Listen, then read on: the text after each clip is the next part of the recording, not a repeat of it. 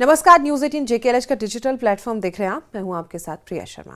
भारत के पड़ोस में इस समय एक साथ 3 मोर्चों पर उथल पुथल मची हुई है। नेपाल, म्यांमार और बांग्लादेश तीनों ही ऐसे देश हैं जहां 2025 के अंत तक जनता की ओर से चुनी गई कोई स्थिर सरकार मौजूद नहीं है। इन तीनों देशों की आंतरिक राजनीति, हिंसा और सत्ता संघर्ष का सीधा असर भारत की सुरक्षा कूटनीति, व्यापार और बॉर्डर सिक्योरिटी पर पड़ता है।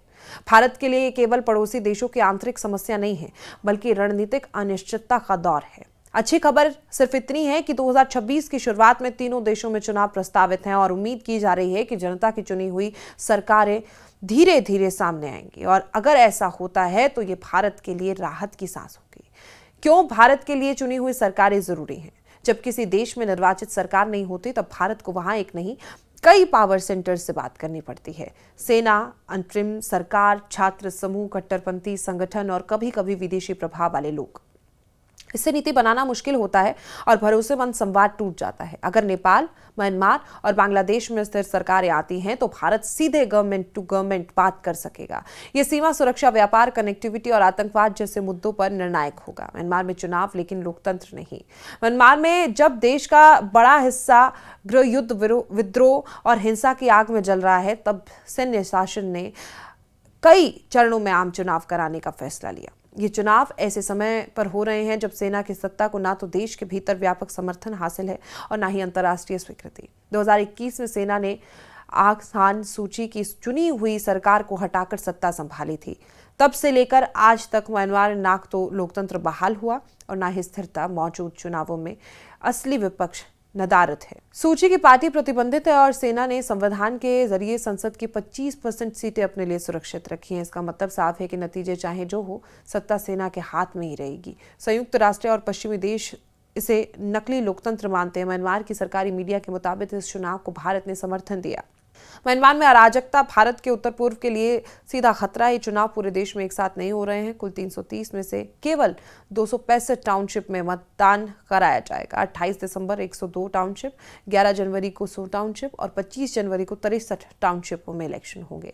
नेपाल में जेनजी बनाम पुरानी राजनीति की अगर हम बात करें तो नेपाल में 5 मार्च 2026 में संसदीय चुनाव होने के हैं, लेकिन उससे पहले ही सियासी जमीन खिसक रही है।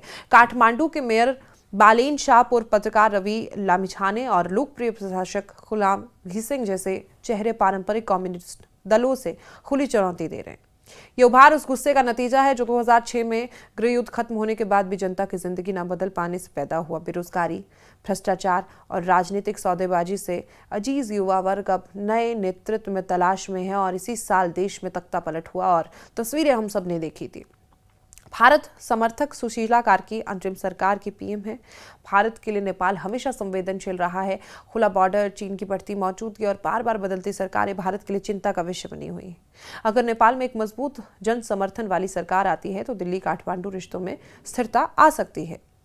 लेकिन बांग्लादेश की अगर बात करें तो वहां के चुनावों का क्या हाल है? बांग्लादेश में 12 फरवरी 2026 को चुनाव होने हैं, लेकिन माहौल बेहद तनावपूर्ण है। भारत समर्थक शेख हसीना की अवामी लीग सत्ता से बाहर है और आज उस पर प्रतिबंध है। भारत विरोधी कट्टरपंथी अपनी चालें चल रहे हैं। इस खाली जगह में छात्र आंदोलन से बनी नेशनल सिटीजन पार्टी अब जमात इस्लामी जैसे कट्टरपंथी दल से गठबंधन की ओर बढ़ती दिख रही है। यही बिंदु भारत के लिए सबसे ज्यादा चिंता का विषय है। अगर बांग्लादेश की राजनीति में इस्लामिक कट्टरता को वैध राजनीतिक ताकत मिलनी है तो उसका असर सीमा पार सुरक्षा, अल्पसंख्यकों और भारत विरोधी नैरेटिव पर पड़ेगा। पूर्व पीएम खालेदा जिया की पार्टी बीएनपी इस वक्त सबसे मजबूत दावेदार है। उनके बेटे तारिक रहमान भी गुरुवार को यूके से वापस देश में आ चुके हैं। ऐसे में बीएनपी को मजबूती मिली है। बांग्लादेश में पाकिस्तान भी सक्रिय हो गया है, लेकिन एक सरकार आती है तो पाकिस्तान या उसकी खुफिया एजेंसी उस तरह से दखल नहीं दे पाएंगी जैसा आज के अराजकता वाले माहौल में है। क्यों भारत के लिए चुनी हुई सरकारें जरूरी हैं? जब किसी देश में निर्वाचित सरकार नहीं होती तब भारत को वहां एक नहीं कई पावर सेंटर से बात करनी पड़ती है। सेना, अंतरिम सरकार, छात्र समूह, कट्टरपंथी संगठन और कभी कभी विदेशी प्रभाव वाले लोग। इससे नीति बनाना मुश्किल होता है और भरोसेमंद संवाद टूट जाता है। अगर नेपाल, म्यांमार और बांग्लादेश में स्थिर सरकारें आती हैं तो भारत सीधे गवर्नमेंट टू गवर्नमेंट बात कर सकेगा। ये खबर आपको कैसी लगी कमेंट बॉक्स में जरूर बताएं।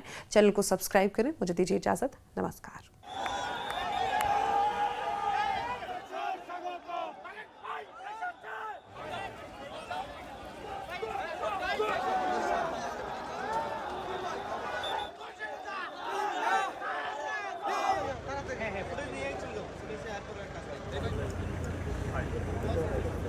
छोटा सा